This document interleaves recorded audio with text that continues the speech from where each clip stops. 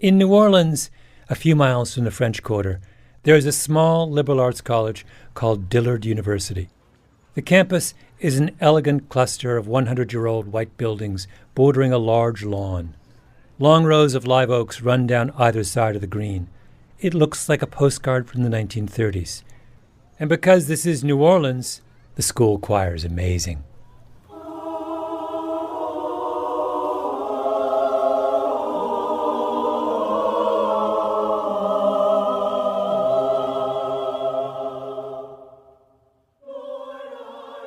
The president of Dillard is Walter Kimbrough, tall, mid-50s, close-cropped hair, pencil-thin mustache, Bachelor of Science from the University of Georgia, master's degree from Miami University, Ph.D. from Georgia State. Your father is a very well-known pastor in Atlanta. Yeah. That's right. He's Walter Sr., you're Walter Jr. Well, we have different middle names. So he's Walter Lee and I'm Walter Mark because he felt like Walter Lee was country. So he didn't give me that. But yeah, that's my dad, yeah. I would encourage you, should you ever be in New Orleans, to pay a visit to Dillard. Hear the choir perform if you can, and walk around the campus, as I did with Walter Kimbrough. Now we're in this area of New Orleans is Gentilly? It's called Gentilly. The area is very residential. It was middle class, African American community, so a lot of things, we're going to sort of walk this way and make a loop. Then, when you've finished your stroll around campus, look up Dillard on the U.S. News and World Report Best Colleges Rankings website. They're on the liberal arts college list, which usually has some combination of Williams, Amherst, and Swarthmore at the top. But keep going. Down the long, winding road of elite private American education, gilded with ivy, granite, and tweed. Pomona, Wellesley, Bowdoin. Keep going. And after you get to the fancy schools and the tier below the fancy schools and the tier below that tier, there is a bottomless pit into which U.S. News dumps all the colleges that they consider too mediocre to merit proper assessment. Dillard is in the bottomless pit. My question was, why? That's the mystery that led me all the way down to New Orleans to see Walter Kimbrough. What does America's premier ranking system have against Dillard University? My name is Malcolm Gladwell. You're listening to Revisionist History, my podcast about things overlooked and misunderstood. This episode is a continuation of my investigation of the strange annual American ritual known as the U.S. News Best Colleges Rankings. I decided I'd pick a school in order to better understand how the rankings work, make it a case study, analyze its performance on the bewildering set of metrics used by the mysterious U.S. News algorithm. Let's call this investigation Project Dillard. About 3/4 of the student body at Dillard are Pell Grant eligible, meaning they qualify for federal assistance. The average family income of the students is just over $30,000 a year. A third of them are the first in their families to go to college. Virtually all are black. Dillard is a part of a group of HBCUs they've called the Black Ivy League. So Morehouse, Spelman, Howard, Hampton, Dillard was in that group too. And so some people, buy into that a lot and take pride in that. And when they're broke, you won't necessarily know that this is a student that comes from a family that really sort of struggling because they put it together and they're able to carry themselves like they've been solidly middle class all their life and they haven't. U.S. News tells us that schools ranked higher on their list are better than schools ranked lower on their list. And I want to figure out what U.S. News means by that word, better. Why is it that the Black Ivy League is not treated with the same reverence as the White Ivy League? I started this story on a little bit of a lark because I thought, it'd be fun to make fun of U.S. News. But the more I did it, the angrier I got.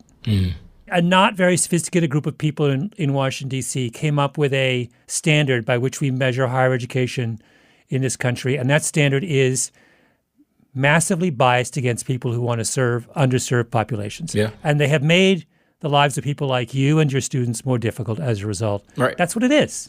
Exactly. That's exactly what it is. I call, the U.S. News rankings a perpetuation of privilege. Mm-hmm. That's what I've always called it.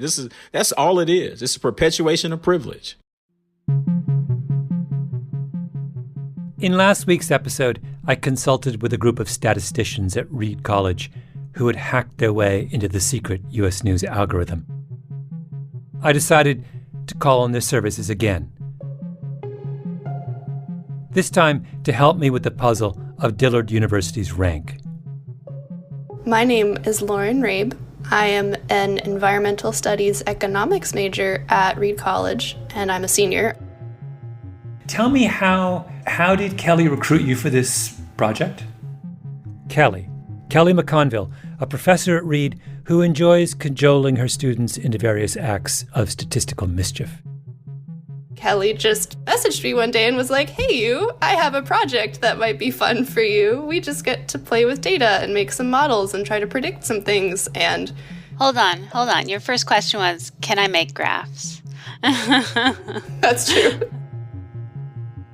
I think we need to go back to the mysterious variable that makes up such a large portion of the U.S. News algorithm, the peer assessment score. U.S. News asks every college president, provost, and admissions dean in the country to rank the academic reputation of every other college in their category on a scale of 1 to 5. If you listened to the previous episode, you'll know that I couldn't figure out how all those college presidents came up with their peer assessment grades. I tried. I interrogated Bob Morse, who runs the rankings. I had a long interview with a mysterious deep-throat figure named Dean. As we did a peer assessment lightning round, I looked into whether hot sauce could sway the graders. In the end, let's be honest, I got nowhere. But then I realized I could ask the Reed College hackers to do a statistical analysis. What factors actually correlate with the peer assessment score? That was my assignment for Lauren Rabe. We were focusing on a few variables, college endowment, which is just how much money they have in the bank. We were looking at tuition, so how much it costs for a student to attend, the percent of students that are white, the percent of students that receive Pell Grants.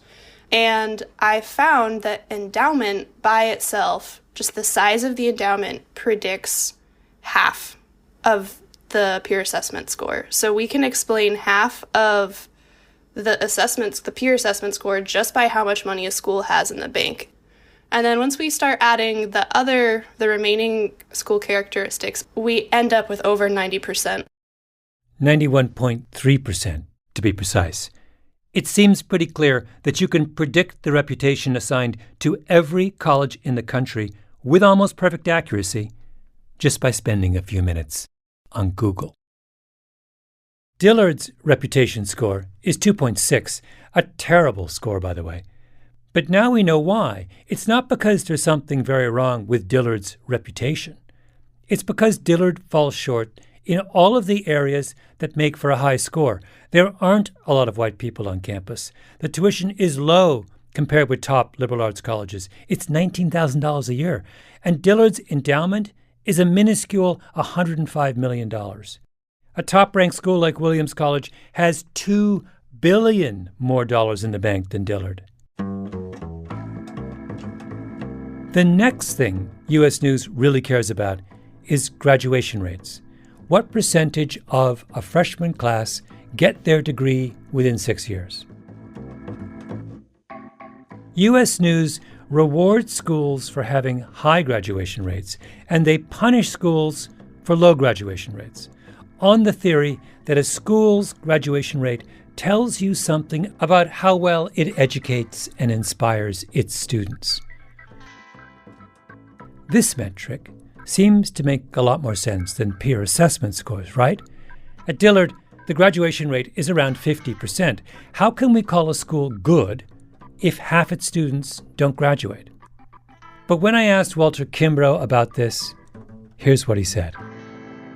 I was doing one of my one-on-one meetings with a freshman student last week, And the question I asked, what's the best part about being a college student? What's the worst part? And she said the worst part for her was Thanksgiving and Christmas.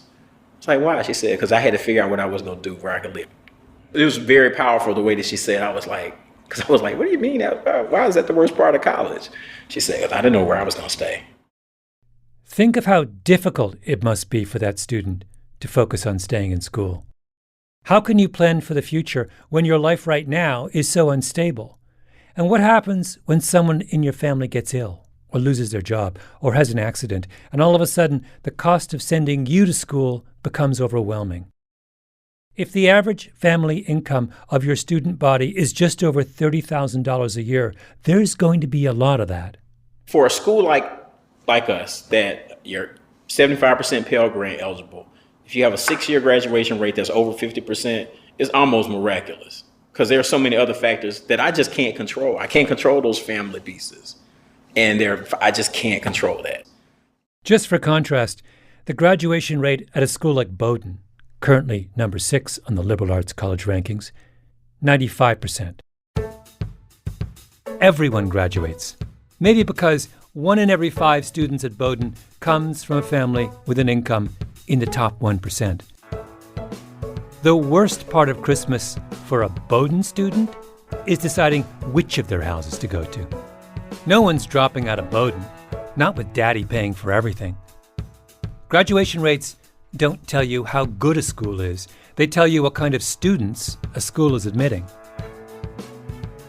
My first conclusion in the Project Dillard investigation.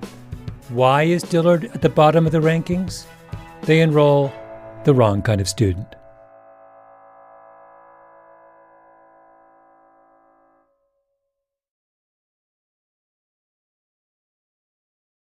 Halfway through Project Dillard, I had the idea of conducting a thought experiment. Most of the things that U.S. News cares about have to do with money. That's how you raise your academic reputation score. Wealthy students are also way more likely to graduate from school. That boosts your school as well. But there are many other variables in the U.S. News rankings that are also really just about how much money a school has in the bank. Variables like faculty resources, financial resources per student, average alumni giving rate, graduate indebtedness, and on and on. Since I was curious about this, I asked Robert Morse, who runs the U.S. News rankings. What is the basis for the assumption that the more money a school has, the better quality of the education the school is providing? There's a number of points. One is that you hardly ever hear a college president say, cut my budgets, take away my programs, fire my faculty, reduce my sports, and I'll be a better school. It's rare that you see higher education leaders say that less equals more. So this is spending for students on academic programs and on aspects of the education like that. You have a greater chance of having a richer academic experience. And if you have less spending, then you're going to have less. And we're saying that, in this case, more is better than less. More is better than less. Let's assume I'm getting paid $200,000 a year. If you came to me and said, Malcolm, if I gave you $400,000, would you be a better writer? I would say, absolutely, I would be better. But that would be false. There's no correlation between how much you pay Malcolm and how good Malcolm's writing is. Right, but I'm not sure that analogy works in this particular case, because you're dealing with a budget and it's buying many different things than one human being's skill. In your analogy, your article isn't going to be any better, even though maybe you get some incentive to work more. All right. For the purposes of this thought experiment, let's stipulate, as the lawyers say, that more money is better than less money, and simply proceed with the question of what would happen if Walter Kimbrough were to wake up one morning and decide to do things the U.S. News way. Let's further stipulate that after this change of heart, a miracle occurs and someone gives Dillard University a lot of money. Let's say $2 billion, a nice round number. What happens? In the real world, if you gave Walter Kimbrough $2 billion, the first thing he would do is make Dillard bigger, give more students the benefit of a Dillard education. The problem is that yet another of the categories employed by the U.S. News algorithm is student selectivity. How academically elite is the freshman class you admit each year? And the fastest way to an elite freshman class, of course, is to let in as few freshmen as possible. So I give you $2 billion. That would improve your scores on their ranking. But if your goal was to get bigger, then they would ding you for that. They would hurt me. They would hurt you. They don't want you to get bigger. That's right. I mean, but that's nuts. Yep, that's right. Yes, it's nuts. Of course it is. And if you're confused right now, join the club. But let's put all that aside for a moment. We're doing a thought experiment here at Project Dillard, and we're going to play by every rule. For Dillard to rise in the rankings, it's pretty clear that the school needs to attract a different kind of student. The kind who is wealthy enough that they give lots of money to the endowment once they graduate. The kind who isn't worried about when they're going to eat and where they're going to sleep. The kind who checks all the U.S. News boxes. And how do you attract that kind of student? Amenities. The big point of this is that in order to raise their ranking, this little black school in the South has got to start attracting more rich white students. So my idea is, well, the only way they're going to attract rich white students is if they have fancier dorms. I called up my old friend Vanessa. She's in the luxury real estate business. But why, I'm sorry, stupid question, but why does a rich white student raise a ranking? Oh my God, such a good question. You have asked the question, which is the central question in all of this, which is, you're absolutely right. It makes no sense. Why does it matter that you have rich white students? For some reason, the U.S. News algorithm is calculated in such a way that if you have rich white students, you do better. But in order to get rich kids, you have to induce them to come to your school. And I would like to talk about an inducement, which is, suppose we were to build at Dillard an incredibly fancy dorm. The daughter of the hedge fund guy from New York, I want her to walk in and say, wow, how much is that going to cost? What are we talking about here? You're saying that you want to provide a dorm that looks like a hotel suite that they stay in when they're with their parents on a luxurious vacation. Yes. And what does that cost? Okay, so the way we calculate pricing is cost per key, right? So we spend a minimum of $2 million per key, not including the land. $2 million per key. That's what the wealthiest are expecting in terms of high quality living these days. We have very fine materials that we have throughout the rooms. You will never see drywall, for example. No drywall. So no drywall. At $2 million per key, drywall is like verboten. Dirty word. Another example that we're doing is swimming pools on the terraces, recessed into the balcony. Oh, wow.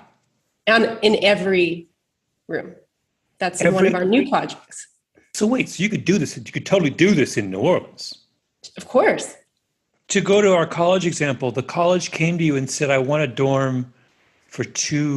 WOW dorm for 200 students. You think you could do that for $400 million? Yeah, I think we could. Yeah, you think you could. The 18-year-old's going to walk in with daddy, and daddy's going to say, okay, little, what's her name? I don't know. Ginger? Jenny. Jenny's going to be happy here. Jenny's going to be happy. We were laughing about this because it's absurd, right? But just imagine that Walter Kimbrough actually built the dorm that Vanessa was imagining, and that little Jenny the hedge funder's daughter, and all the other little Jennies out there decided as a result to come to Dillard. Dillard would start to rise immediately in the rankings. Why? Because those Jennies are all going to graduate, and the algorithm will love that. And after graduation, the Jennies will make generous gifts to Dillard's endowment because Walter will give them naming rights for the brand new Dillard University Student Spa. Then the other college presidents will Google that big endowment number and start to give Dillard a higher peer assessment score, which will in turn lead to more Jennies taking Dillard seriously until the parents of Beverly Hills and Palm Beach and the Upper East Side will casually let it drop at the country club that, can you believe it? Little Jenny has gotten into Dillard. Remember Kelly McConville of Reed College, the leader of my consulting band of hackers? I called her back in to double-check the math. Run the numbers on a Dillard full of Jennies through her simulated U.S. News algorithm. So Williams is the top-ranked liberal arts college with an endowment of over $2.8 billion. Mm-hmm. So if we take Williams' financials and put them in for Dillard, Dillard goes from 161 to being tied for 103. So wait, just pause here. This is interesting. Yeah. So we haven't changed any of the fundamentals in the classroom. We haven't changed the enthusiasm of the teachers. We haven't changed, the spirit of the students. We haven't changed. All we've done is that we have plunked a very large amount of money in the bank account of Dillard. Exactly. That vaults them from the bottom of the pack to essentially the middle. Yep. Okay, let's keep going. Yeah. So next you gave us a slightly trickier one where we're now going to layer on top of all of that the test scores. Oh, I nearly forgot. Test scores. Another key U.S. News factor. In all likelihood, our Jennies had private tutors to help them raise their SAT scores. They went to private prep schools that take standardized tests really seriously. This is a variable with Jenny's name written all over it. So what if Walter Kimbrough told all of his lower achieving students to go home and rebuilt all of Dillard around only the highest test score Jennies? What would that do for the school's rank? Now they went from 103 to 43. Oh my goodness. So that went up 60 slots just by adjusting those two variables. They're just like, to hell with this antiquated notion of trying to educate a large swath of students who want to come to New Orleans to attend a HBCU. We're just cream skimming from now on, right? Mm-hmm. Okay, can we get them higher than 43? She said, sure we can, and began going through the remaining items on the U.S. News checklist. And lo and behold, this was a test our shiny new Dillard aced. I mean, teacher-student ratios, they're tiny now. We've told half our students to go home. Faculty resources, ginormous. We're loaded. I mean, I don't know what school we're looking at now, but this school, after we cranked all of those things, turned all of those dials, means this new Dillard is ranked 3rd. Wow. So that is how we can get Dillard into the tippy-top tier of the liberal arts colleges. So it's Williams, Amherst, Dillard, Swarthmore. Yes. Project Dillard has given us a new school with a very different soundtrack. Can we convince Yale to lend them the whiff and poofs? We are little black sheep who have gone astray. A preacher's kid like Walter Kimbrough would know the biblical lesson here. Mark 8:36. For what shall it profit a man if he shall gain the whole world and lose his own soul? God, have mercy on such as we.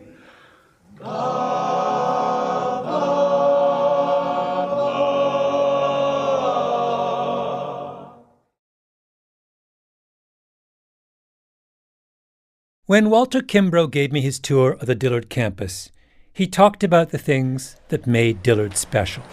We have certain things. When I got here, I realized that we have this physics program, and people didn't talk about it, that at the time, I think, was number 2 in the country for producing African Americans who get undergraduate degrees in physics. I think right now we rank number 3, but if you do it per capita, we're number 1. We've been number 1 for a while. In 2019, Dillard produced 13 African American physics grads. According to Department of Education numbers, Harvard produced 1. In the past 10 years, Dillard has graduated 35 black physics grads. Harvard, 5. Now, you might say that's just because Harvard doesn't have a lot of black students. That's not true. Harvard admitted over 300 black undergraduates this year, which is about the same as Dillard. Okay. Is it because Dillard students are smarter than Harvard's, more capable of handling physics? Not true. Harvard's Harvard. They get the best high schoolers in the nation. So why is Dillard doing so much better? It turns out that this same pattern is true of HBCUs as a group. When it comes to producing graduates in STEM, science, math, engineering, and technology, black schools punch way above their weight. Walter Kimbrough brought up the other big HBCU in New Orleans, just down the road from Dillard, Xavier University. Not terribly big or rich either. Xavier wasn't formed until 1925, I believe, but they really gained a notoriety because they really leaned in on sending the people to medical school, and so they send more people to medical school, African Americans, than any school in the country. The explanation seems to be that at most schools, there's a huge problem in STEM with what educators refer to as leakiness. Students start out majoring in science and math, but then they change majors. And the problem is most pronounced at selective schools. These institutions cream off the top, so to speak. That's Mitchell Chang, educational researcher at UCLA, who has studied the problem. And those who don't make it to the top find themselves losing the confidence to continue and leave the STEM field and their pursuit of a STEM degree altogether. But at the 100 or so historically black colleges in the United States, places like Dillard, the STEM pipeline isn't leaky. If I was a Martian looking at this, I would say, well, Harvard should be able to identify every one of these struggling students and encourage them and help them and tutor them and get them through. That doesn't happen. I think you kind of hit on an important factor here, the difference between what HBCUs do and what these highly selective, often referred to as predominantly white institutions or PWIs do. And one is, more geared toward creaming off the top, and the other one being much more developmental, meeting students where they're at and lifting them and developing them to achieve their potential. Meeting students where they're at. Mitchell Chang is talking about academic culture, about places that care. And at this, HBCUs seem to excel. While I was visiting Dillard's campus, Walter Kimbrough arranged for me to meet a group of students, 8 or so of us, around a conference table. And this is all the students ended up talking about, what it felt like to be at Dillard. I could call Dr. Kimbrough right now and say, hey, I'm doing this, can you help me? And he'll answer the phone. It's not straight to voicemail. So I think that's a really big high. My advisors are the best. They invested me. If I miss class, she will call me right after class is over to make sure I'm okay, 1, and 2, why did I miss class? Because it's important to go to class. I feel appreciated. I can name pretty much all the administration in this room. Or I could walk in there and I could see somebody I know for sure and just have a genuine connection, relationship. It's a true family, and I feel like as much as I pour in, they pour back. Another student talked about how if he had gone to a big university, things happening back home might have gotten in the way. I probably wouldn't be in school anymore, unfortunately, because my freshman year, I experienced a loss in my family, and it was very, very difficult. And had it not been for the faculty and the other students here who cared about me, like some of the students here sitting next to me, I don't think that I would still be in school. Do students at other small schools feel this way? Of course they do. Students at Williams and Amherst and Swarthmore probably feel part of a family too. But historically, black colleges have managed to take that community feeling and translate it into a very effective academic culture. And they're doing it in a way where they're not getting the same talent pool. They're getting students who are more likely to be first-generation students from lower-income families and who are not as well prepared to pursue a science degree. So it's quite remarkable. A school helps its students succeed at the subject they came to college to pursue. It creates a culture geared to helping students reach their potential. And it does all that for a price that working families can afford on a charming campus in the middle of an amazing city. Doesn't that sound like the definition of an elite school?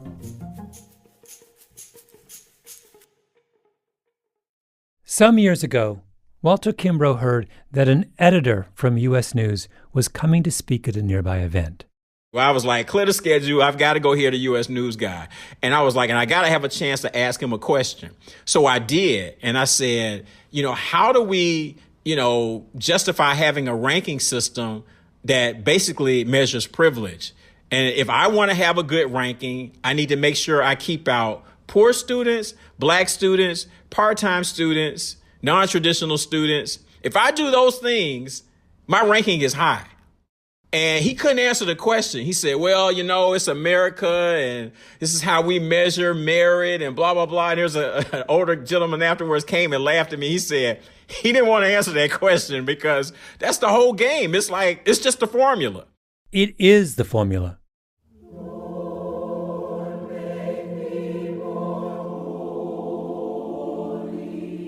Rankings place us all in a world with a clear set of rules.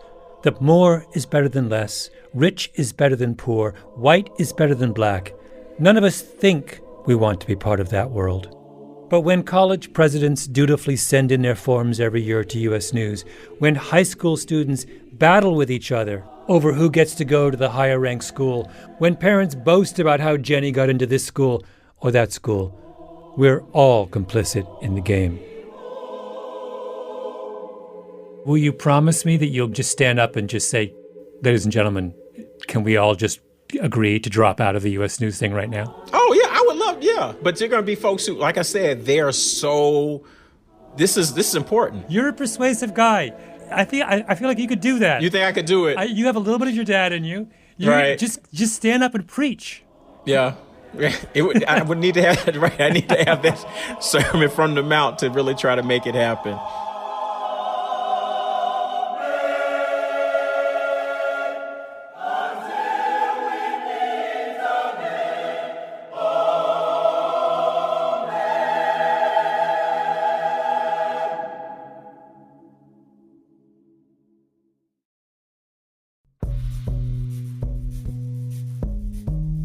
Revisionist History is produced by Mia Lobel, Lee Mengistu, and Jacob Smith, with Eloise Linton and Anna Naim. Our editor is Julia Barton.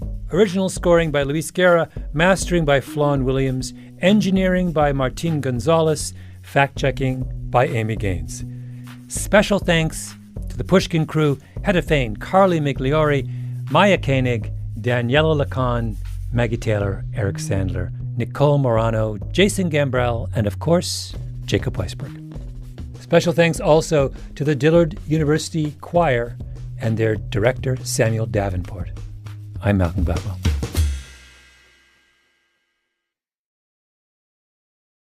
Don't forget my latest book, The Bomber Mafia, which is an expansion of several episodes from the last season of Revisionist History. You can find it wherever books are sold, but buy the audiobook at bombermafia.com, and you'll get a bonus listener's guide, and you can listen in the podcast app you're using now.